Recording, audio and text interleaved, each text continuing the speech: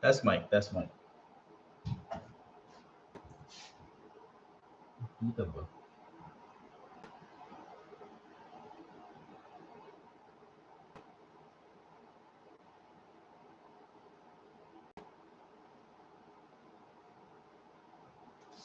Hindi kasi saya makita yung ano.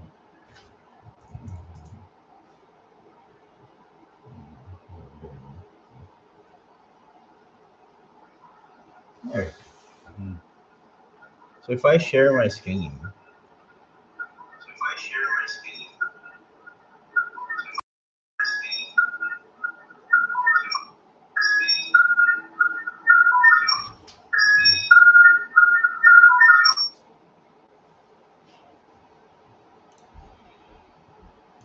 mhm,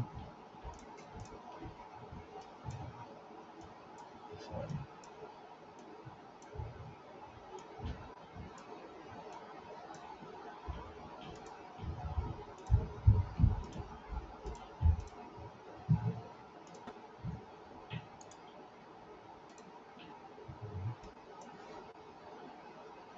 Talaga siya.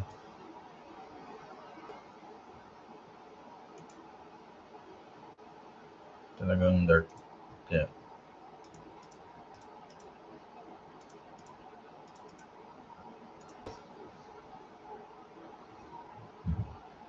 Mm.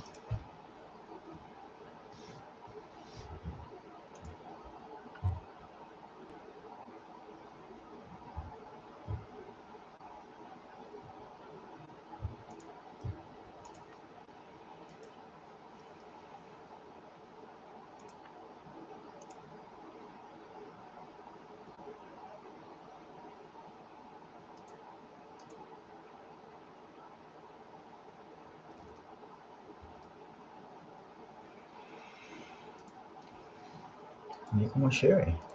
Pag-share entire screen. Oh, yeah. Dito ba? Oh, kita. Pag entire screen pwede, no? Oo nga, eh. Pag entire screen pwede. Pero pag yung tab lang, hindi siya pwede. Hindi gusto ko sana, ano,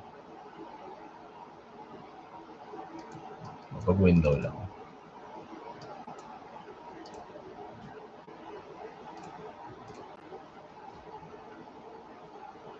Hmm. There you go. I think. Agentic. There you go. Yeah. And yeah. Nice. And switch.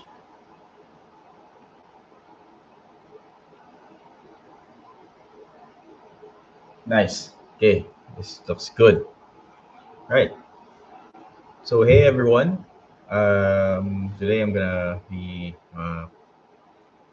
presenting agentic development. So it's essentially presentation that I wanted to share with everyone because I've been doing a lot of research on how to use agents or AI agents for software development. And today I want to share that. And yeah, and I think it's really a total game changer for how we build software. So we're now moving away from just simple copilots and now into an autonomous AI collaborators. And I really think that this is the next big thing in the software engineering. Um, and this is transforming the way we build our workflows, our systems on how to build software, how to design software. So yeah, I do believe that the future of software engineering is super or fully agentic, and I think this is a shift that's already happening right now. Okay, so this shift, right, to agentic development isn't some far off sci-fi dream. So it's really happening right now, and I'm actually doing a lot of agentic AI development right now. And it's probably the biggest change we've seen since the graphical user interface. So last year, these coding agents were just experiments. Um, Everything was experimental. It wasn't that good yet. You can assist it. You can drive how it builds and how it responds, but it's not at par with the standards that we have really set in the software engineering space. And then around late 2015 is where we see that some of these agents or agentic AIs are shipping real features to real customers. So production ready applications or solutions are being shipped uh, by AI. So developers are now using AI for about 60% of their daily work, um, and only a fully only a tiny fractions, maybe 0 to 20% of the tasks are fully delegated. The trajectory, though, is clear. So engineers are becoming more of an orchestrator of long-running agents, and they're not just really writing every line of code; they're facilitating and driving the agents to build solutions. So Anthropix 2026 report calls it a tectonic shift. So it's not just an incremental improvement. So it's technically fundamentally restructuring how we build software. So what exactly is an AI agent? So an AI agent is far more than just a chatbot. So it's an autonomous software system that can perceive, plan, act, and learn. So an agent processes inputs from its environment, retains context, memory, and uses reasoning to decide its next step. So it's essentially, in a way, adaptive uh, based on what you feed it and what inputs that it receives. So it then executes real world operations using various tools, and critically, it reflects on its own output to improve. Right? So this combination of perception, memory, reasoning, action, and reflection is what truly distinguishes an agent from a simple large language model inferencing call. So understanding these components is key to building effective agentic systems. And we'll see how they come together in the next slide. So building on our understanding of what an agent is, let's look at the four foundational design patterns that make up every production agent. So first, we have react or reason and act. So which stands for reason plus act. So this pattern allows agents to interleave natural language reasoning with concrete actions, so making their decision making transparent and debuggable. Next is reflection. So reflection is crucial.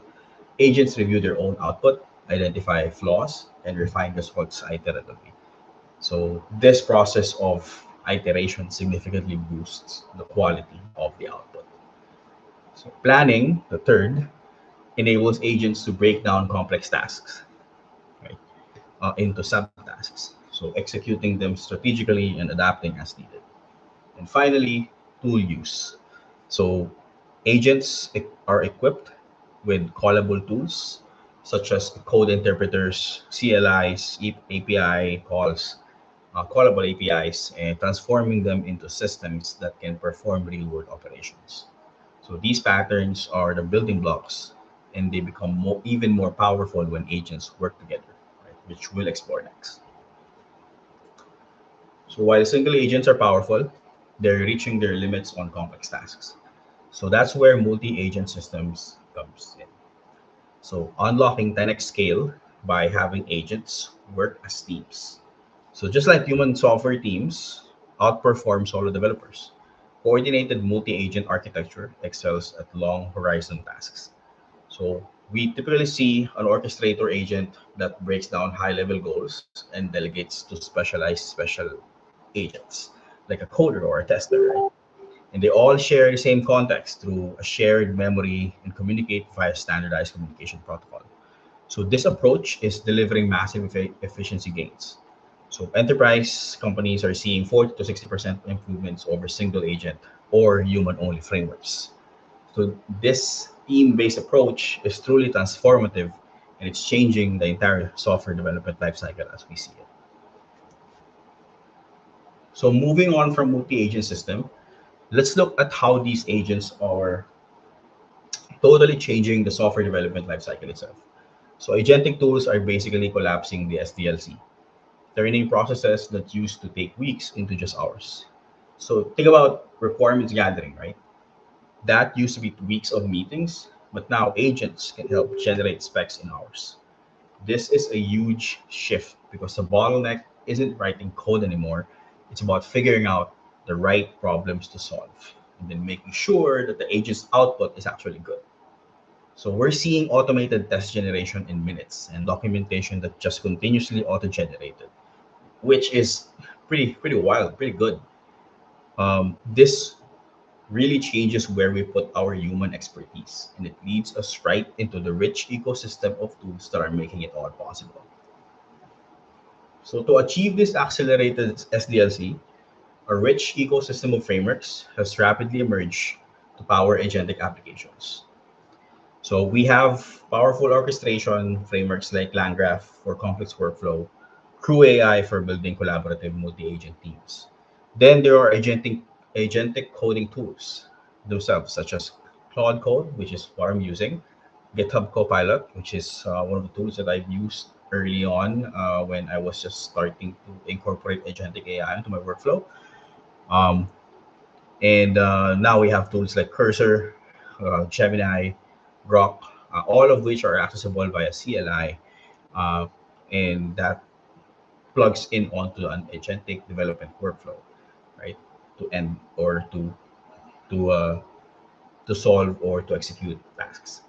So these tools, along with critical infrastructure like MCP or Model Context Protocol, are creating a robust environment for agent development. So, but what does this mean for real world applications, right? So let's explore some use cases. So with these frameworks in place, agentic AI is already delivering measurable value across every major industry. So not just in theory. So in software engineering, teams are shipping features in hours instead of days through automated code generation and bug detection. So financial services are using agents to analyze market data and process loan applications, tasks that once took days for human analysts. We're only seeing significant impact in healthcare, legal, and customer experience, where agents are synthesizing research, reviewing contracts, and handling complex customer interactions. So these examples clearly show the power of agents, but they also highlight a critical aspect, the human element. So while agents offer incredible autonomy, it's crucial to remember that autonomy without oversight is significant risk. So our goal is to intelligently collaborate with AI, not outright replacement. So we operate on a spectrum of human involvement, from fully automated tasks for low stakes situations to human in the loop scenarios for high stakes actions, like deploying to production, right? Because when you're deploying to production, you have to share some keys, some SSH keys that are really crucial and can be catastrophic if exposed via all of these tools, right? Developers still report Developers still report that only a small percentage of tasks can be fully delegated to AI. The rest require human judgment and authorization. So this human oversight is vital for improving agent reliability over time. So the key design principle is to build agents that know when to ask versus when to act. So which brings us to the challenge and risks inherent in these powerful systems. So as we embrace agentic systems, we must also acknowledge the new failure modes they introduce. So demanding a security first architecture. Challenges like hallucination in tool use, where an agent calls the wrong API, and prompt injection where malicious content hijacks agent behavior are very real. We also face issues like confused deputy problem, where agents with excess permissions can be exploited. So these aren't minor bugs. They're fundamentally security concerns, and therefore a security first approach is no longer optional. It's a prerequisite for deploying agents in production environments. So understanding these risks is essential as we consider the evolving role of software engineer in this new labs landscape. So after talking about risks, let's dive into how engineers are actually adapting to this new world. So the role of software engineer is totally changing. So we're not just writing code anymore. We're seeing three super important new roles pop up, and they each need different skills. First, you've got the agent orchestrator who designs the whole multi-agent system. So making sure it solves the right problem. Then there's the prompt and context engineer who crafts the precise instruction that guide agents' behavior. And honestly, the quality of the agent's output really depends on how good these instructions are. So these are just prompt instructions. And finally, the evaluation and quality engineer builds automated pipelines to constantly measure and improve agent performance. So this means engineers are becoming full stack in a whole new way, directing AI across all layers of software stack. So this shift is also creating a big need for better interoperability, which brings us to our next point. To really make this new era of agentic development happen, we need universal standards. So, and that's exactly where MCP comes in, or the Model Context Protocol. MCP is an open standard that basically defines how AI agents connect to external tools, data sources, and services, no matter what LLM or framework they're using. So before MCP, every single agent tool integration was a custom one-off job, which created the super fragmented and hard to maintain ecosystem. But now with MCP, any compliant agent can just plug into any compliant tool server, making a truly composable plug-and-play agent ecosystem. Think of MCP like a USB-C for AI agents. So it's a universal interface that gets rid of all proprietary fragmentation and opens up a rich ecosystem of interoperable components. This interoperability is absolutely crucial as we look ahead to the future of agentic development. Now, looking ahead, the next 18 months are going to be huge in figuring out who really leads this agentic era. We've got five big predictions of how software development is going to be redefined. First, agents are going to become permanent team members with their own identities and responsibilities. Second, end-to-end autonomous workflow becomes standard. From product requirements to a deployed feature, fully autonomous pipelines. Third, non-technical users will actually be able to build agentic workflow using natural language without writing any code. Fourth, robust security frameworks for agents will become the key differentiator for successful organization. And finally, the productivity gap is going to widen super fast, favoring companies that really master agent coordination. These predictions paint a pretty clear picture of the future, right? But how do you actually get started on this journey? So how do you even begin? So our practical roadmap basically says to start small, learn fast, and then scale what works. We're suggesting a four-phase approach. Phase one, augment. Augment is all about introducing agentic coding tools onto your existing workflow to get everyone familiar. Then in phase two, automate. You'll find those high value repetitive tasks and build single agent automations for them. Phase three, orchestrate. This is where you design multi agent system for complex workflows, implement MCP for tool integration, and set up security. And finally, in phase four, scale. You'll extend agentic capabilities across your whole organization and really leverage that open MCP protocol ecosystem. The core principle here is simple. The organizations that win are the ones that figure out how to scale human oversight without creating bottlenecks, maintaining quality while moving faster.